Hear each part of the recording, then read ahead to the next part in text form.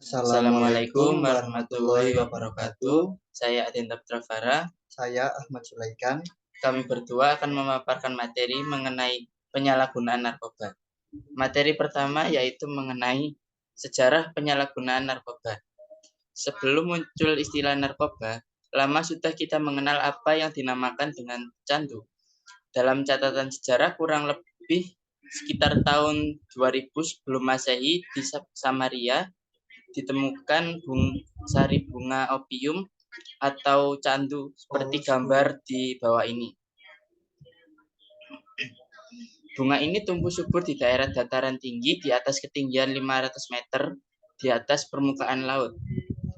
Penyebaran selanjutnya adalah ke daerah India dan Cina serta wilayah-wilayah Asia lainnya.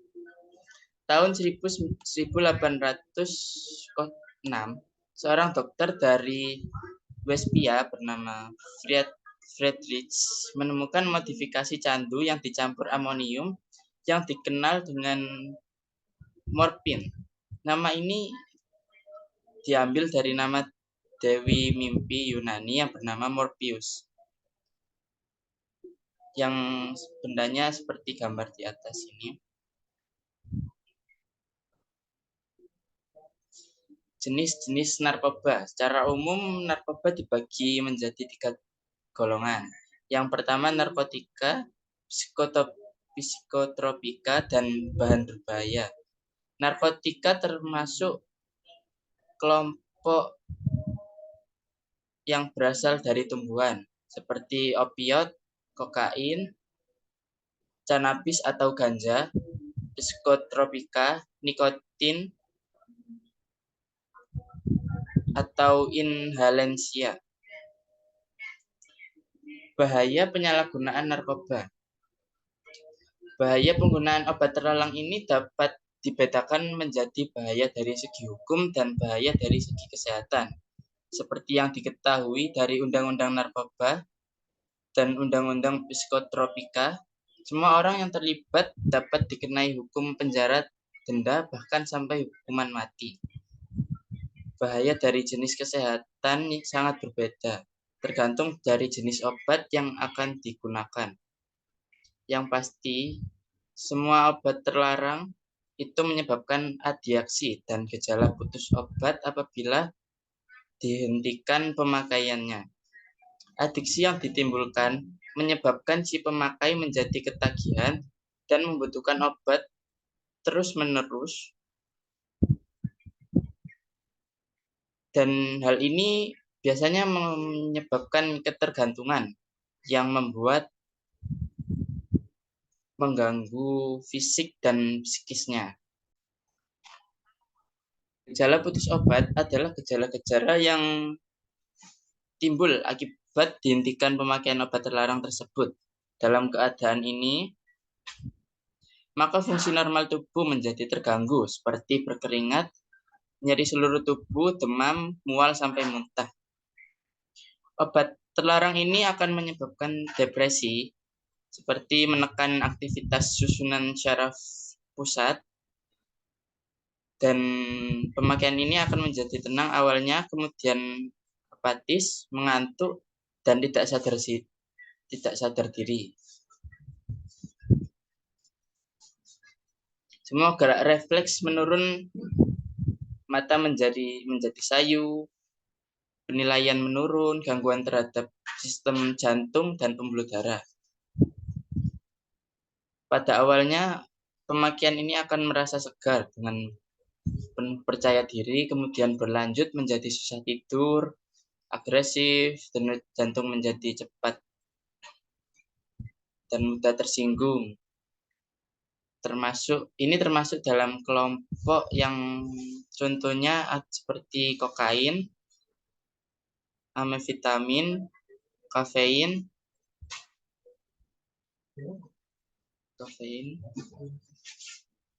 Kelompok halusinogen merupakan kelompok obat yang menyebabkan adanya penyimpangan persepsi, termasuk halusinasi seperti mendengar suara atau melihat sesuatu yang tidak ada. Cara-cara pemakaian obat di atas juga sangat bervariasi, dari secara oral maupun suntikan yang menyangkut cara penyuntikan bahaya yang timbul. Biasanya itu kemungkinan terjadinya infeksi pada alat suntik, tertularnya radang hati, HIV. Sedangkan cara pemakaian yang dihirup melalui hidung dapat menyebabkan pendarahan di bagian hidung. Penyebab penyalahgunaan narkoba. Nah, penyalahgunaan narkoba ini dibagi menjadi dua faktor ya. Yang pertama faktor individu. Tiap individu memiliki perbedaan tingkat risiko untuk menyalahgunakan nafsa.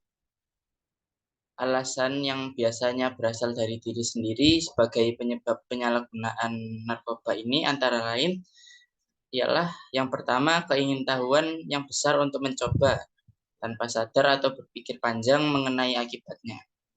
Yang kedua, tidak mampu atau tidak berani menghadapi tekanan dari lingkungan kelompok pergaulannya. Jika kelompok pergaulannya menggunakan nafza, ia akan tergiur dan membuat dirinya menjadi tertarik untuk mencoba. Yang ketiga ialah keinginan untuk bersenang-senang. Biasanya itu untuk mengikuti tren atau gaya-gaya. Selanjutnya, keinginan untuk diterima oleh lingkungan atau kelompok. Selanjutnya, lari dari kebosanan, masalah atau kesusahan hidup. Biasanya digunakan untuk orang yang depresi. Selanjutnya, pengertian yang salah bahwa penggunaan sekali-sekali tidak menimbulkan ketagihan. Itu sebenarnya salah ya. Selanjutnya, tidak dapat berkata tidak terhadap narkoba ketika ditawarkan oleh orang. Tidak bisa menolak.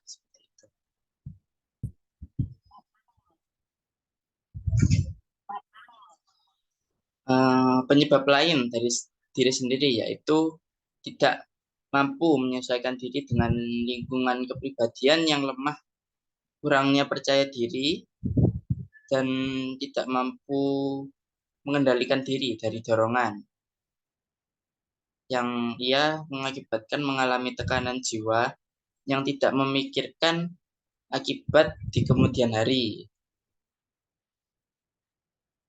Dan biasanya juga ketidaktahuan akan bahaya narkoba.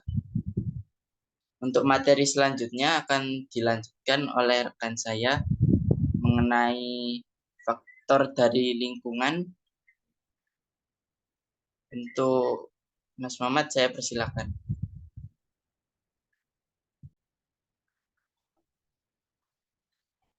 Sebelumnya, mohon izin memperkenalkan, nama saya Mamat. Saya ingin melanjutkan materi tentang faktor lingkungan.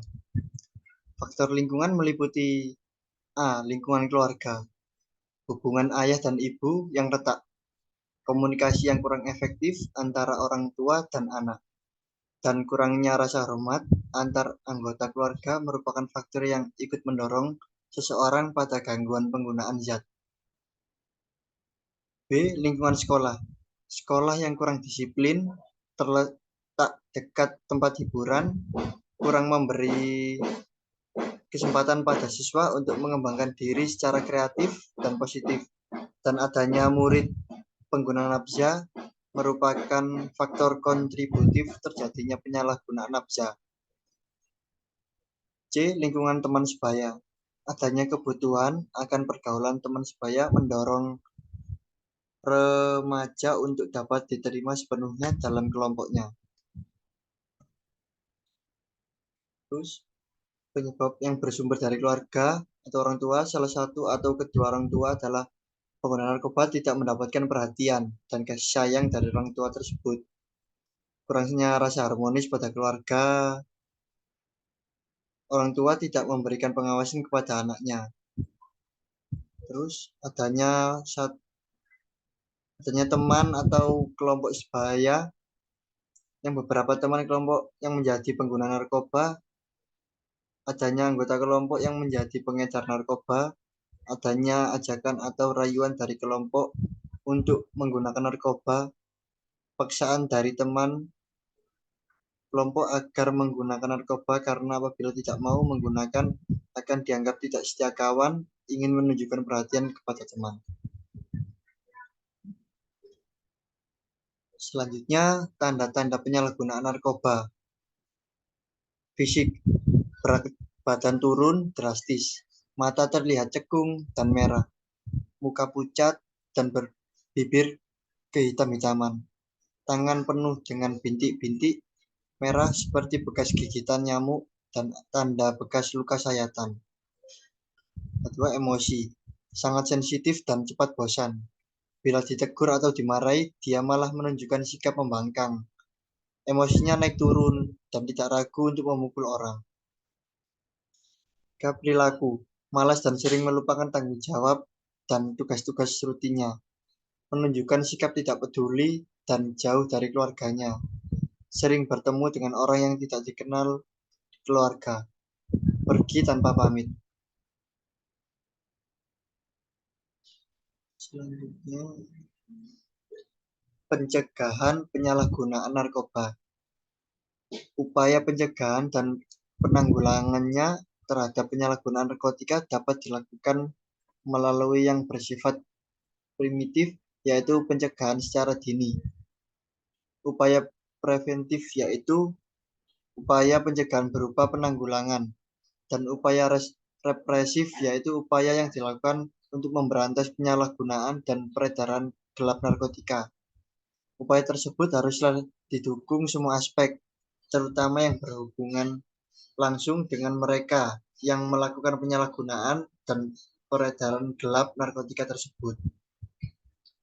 Karena mereka yang terlibat dalam narkotika tidak akan dapat mencegah dan menanggulanginya sendiri, sehingga orang di luar merekalah yang harus aktif turut melakukan upaya pencegahan dan penanggulangan penyalahgunaan narkotika melalui kerjasama yang berkesinambungan antara pihak kepolisian, hakim di pengadilan, pihak pemerintah melalui Badan Narkotika Provinsi.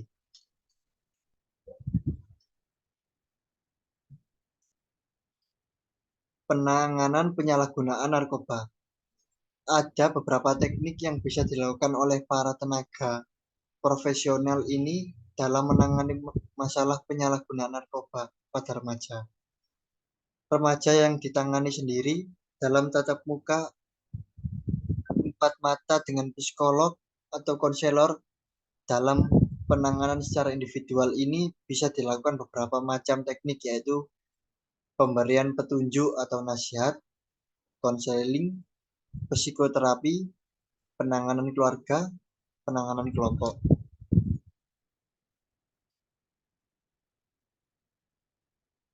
Selanjutnya, untuk penderita yang sudah terlanjur tergantung pada zat-zat kimia yang berbahaya tidak dapat dihentikan begitu saja dari narkoba atau alkohol yang bisa dipakai atau diminumnya. Sebab dapat dihentikan dapat tumbuhnya yang sudah terlanjur membutuhkan zat-zat itu akan bereaksi hebat dan bisa membawa kematian jika kebutuhan itu tidak terpenuhi. Terapinya adalah mengurangi sedikit pemberian zat-zat sambil memberi obat lain untuk menanggulangi efek sampingnya. Baru setelah keadaannya reda dapat dijalin komunikasi, bisalah dilakukan psikoterapi.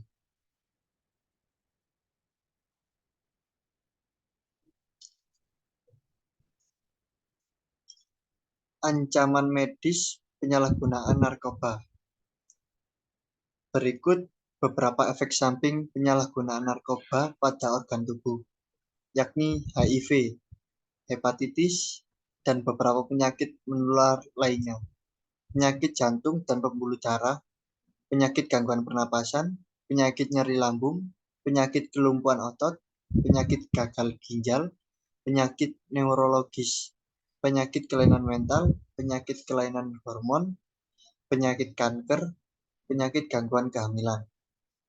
Sebagai tambahan dari berbagai penjelasan tentang penyakit yang ditimbulkan oleh penyalahgunaan narkoba di atas, Perlu diketahui pula bahwa semua jenis narkoba tersebut memiliki potensi merubah fungsi tubuh secara keseluruhan.